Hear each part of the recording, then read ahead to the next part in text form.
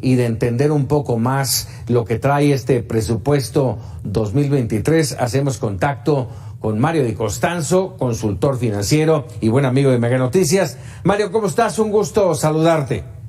Al contrario, Paco, un saludo a ti y a todo tu auditorio. A ver, ¿cómo de entrada, una primera opinión después de que dimos estos números, que no son más que unos breves trazos de lo que trae el presupuesto? ¿Cómo verlo? Pues mira, yo lo vería como un presupuesto muy optimista, que descuida muchas áreas y que no responde a las urgencias que tiene en este momento la economía mexicana, ¿no? Es un presupuesto muy optimista y te voy a decir por qué, Paco. Tú sabes que como en una familia, pues los gastos del gobierno y los ingresos del gobierno, pues se tienen. Y cuando nosotros gastamos más de lo que tenemos, de lo que nos ingresa, pues incurrimos en un déficit. Es como si una familia utilizara la tarjeta de crédito pues para sus gastos y acaba endeudándose. Así es este presupuesto de entrada.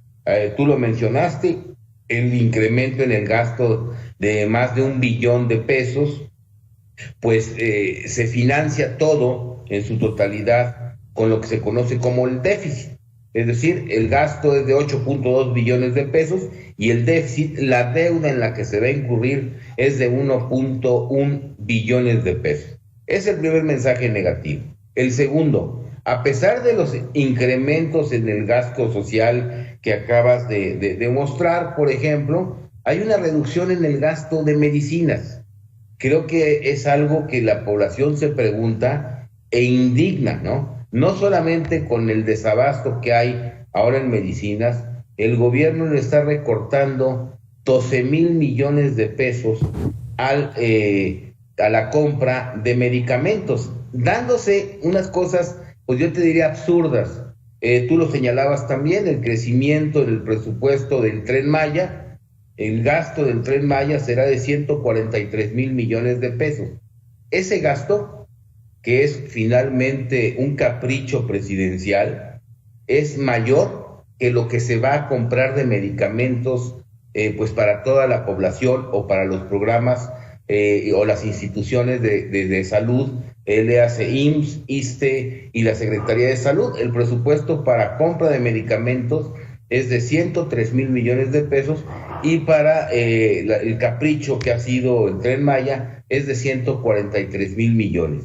Ahí me parece que hay pues una grandísima incoherencia. Luego, el pago de intereses de la deuda, es decir, el costo financiero de la deuda, será de poco más de 1 billón de pesos, que significa, por ejemplo, 3 veces, a grandes rasgos, el programa de la pensión para adultos mayores. Y por el otro lado tenemos incoherencias en el gasto.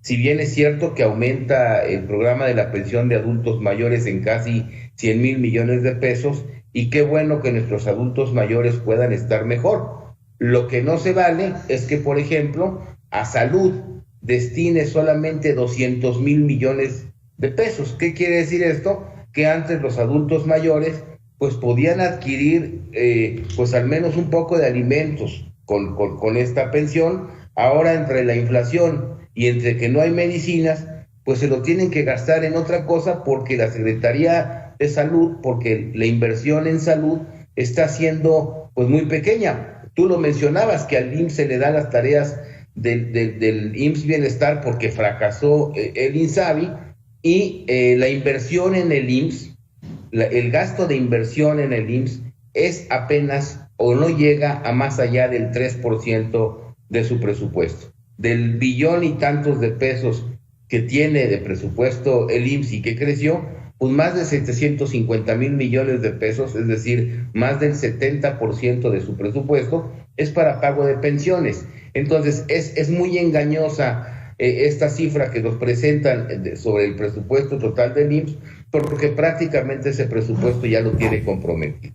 Entonces, es muy optimista. ¿Por qué? Porque estima que vamos a crecer 3% el próximo año, cuando las estimaciones más optimistas lo ubican entre 1.6 y 1.8%. ¿Qué pasa y qué implica el que no crezcamos tanto? Bueno, implica que el gobierno tiene menos ingresos por los impuestos que va a cobrar, que hay menos empleo y que desde luego, pues al no llegar a la meta de ingresos, pues pueden darse recortes en diversas áreas del gobierno. Contrariamente, hoy, por ejemplo, te doy el dato, el precio del petróleo hoy de exportación en México es de $82 por barril. El precio promedio durante el año ha sido de $93, $94 por barril, y lo que se estima que costará el próximo año o en lo que lo venderá nuestro país es de $68.7 por barril, es decir, se está estimando $14 por debajo de su precio actual, y yo te diría casi $25 sobre el promedio del año. ¿Esto qué quiere decir? Pues que le permite tener ahí un guardadito al gobierno, pues para gastarlo, pues por qué no decirlo y pensar mal en el tema electoral, pues hay elecciones el año que viene, y ese dinero, pues que finalmente no quede etiquetado en el presupuesto, pues se puede disponer para prácticamente cualquier cosa, lo que me parece que es pues un error, es una falta de transparencia. Además, por ejemplo, el gasto de inversión, la inversión que es tan necesaria para que la economía crezca, para que se genere empleo, es de alrededor de 1.2 billones de pesos. Sabemos que está muy concentrada en los proyectos presidenciales, pero llama la atención que este gobierno, que ha predicado austeridad, que incluso dice que ha bajado los sueldos de los servidores públicos de alto nivel, pues tal pareciera que no lo ha hecho, porque el pago de servicios personales, es decir, la nómina del gobierno del próximo año, será un poquito más arriba de 1.5 billones de pesos.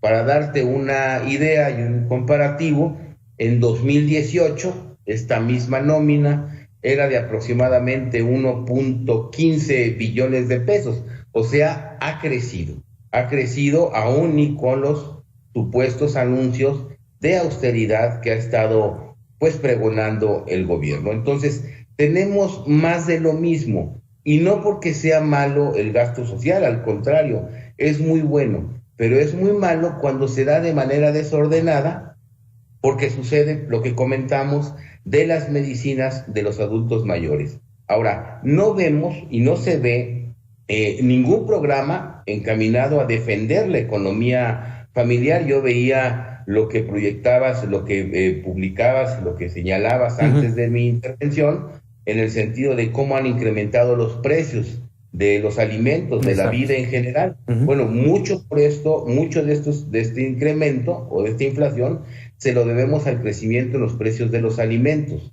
No hay realmente un programa nuevo, importante, para incrementar, por ejemplo, la producción de alimentos. Se está destinando a lo que ya se había destinado. Nada más como ejemplo, hay casi 17,000 millones de pesos que se van a destinar a Segalmex. Pero Paco, Segalmex está señalada por el Auditor Superior de la Federación por haber desfalcado 10,000 millones de pesos. Entonces, le estamos metiendo dinero bueno al malo, y a una dependencia, a una entidad que se dedica de garantizar, o se dedica a garantizar la alimentación y la existencia de granos básicos para la economía, para México, lo cual me parece un gravísimo error. Y podemos ir viendo otro tipo de detallitos. Por ejemplo, al Banco del Bienestar, este banco pues que realmente no ha aprendido, por no llamarlo un fracaso, le están destinando 11,700 millones de pesos, de los cuales para gasto de operación del banco, y me refiero, y me llama la atención porque hay muchas sucursales que ni siquiera están operando. Es correcto. Le están destinando 8,800 millones de pesos, y el gasto en inversión, que nosotros podríamos pensar que es el que se destinaría a construir sucursales, pues no tiene una asignación, tiene asignados 0 pesos. Entonces, es un presupuesto pues que no tiene ninguna coherencia y no responde a la realidad que se está viviendo, pero que sí nos endeuda, y que esta deuda pues cada vez se hace más patente por los intereses que se tienen que pagar. Es muy absurdo que, por ejemplo, es como si una familia dijera, pues como no tenemos más ingresos, pues vamos a irnos de vacaciones, pero para irnos de vacaciones, pues vamos a utilizar la tarjeta de crédito y luego a ver cómo pagamos. Eso es lo que significa incurrir en el déficit.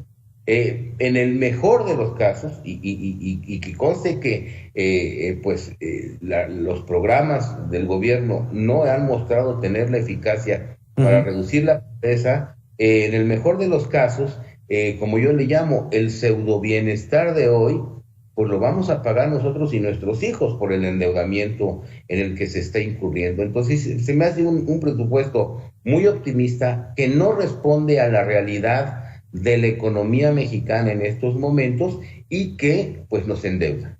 Como siempre, Mario Di Constanzo, un análisis muy claro, muy puntual y muy crudo, valga el término, de este presupuesto que seguramente no le cambiarán ni una coma y ya lo estaremos viviendo y analizando en próximos programas. Mario, como siempre, muchas gracias.